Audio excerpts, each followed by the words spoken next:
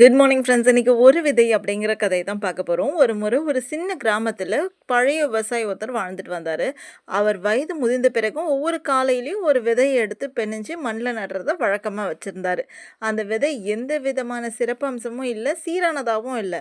ஆனாலும் அவர் தினம் அதை செஞ்சுக்கிட்டே இருந்தார். ஒரு நாள் ஒரு சின்ன பையன் அந்த தாத்தாவை பார்த்துட்டு கேட்டான், தாத்தா, இந்த விதை வளருமா வளராதானே தெரியல, இதை மண்ணில் நடுறீங்க, ஏன் வீணாக உழைக்கிறீங்க அப்படின்னு கேட்டான். அதுக்கு அந்த விவசாயி மெதுவா புன்னகைச்சுட்டே சொன்னாரு, "நான் விதை நடுறேன். அது வளருமா இல்லையா அப்படிங்கிறது என் கையில இல்ல. ஆனா நான் விதை வைக்க மறந்துட்டேன்னா வளரவே வாய்ப்பில்ல" அப்படின்னு சொன்னாரு.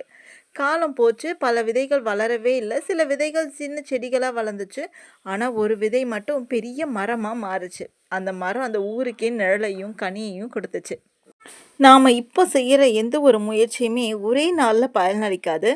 ஆனாலும் ஒவ்வொரு சின்ன முயற்சிக்கும் எதிர்காலத்துல ஒரு பெரிய வெற்றிகரமான விதையா இருக்கலாம். முயற்சி செய்யாம இருந்தா வாய்ப்பே இல்லாம போயிடும். அதனால நீங்களும் முயற்சி செஞ்சுட்டே இருங்க. இந்த கதை பிடிச்சிருந்தா லைக் பண்ணுங்க.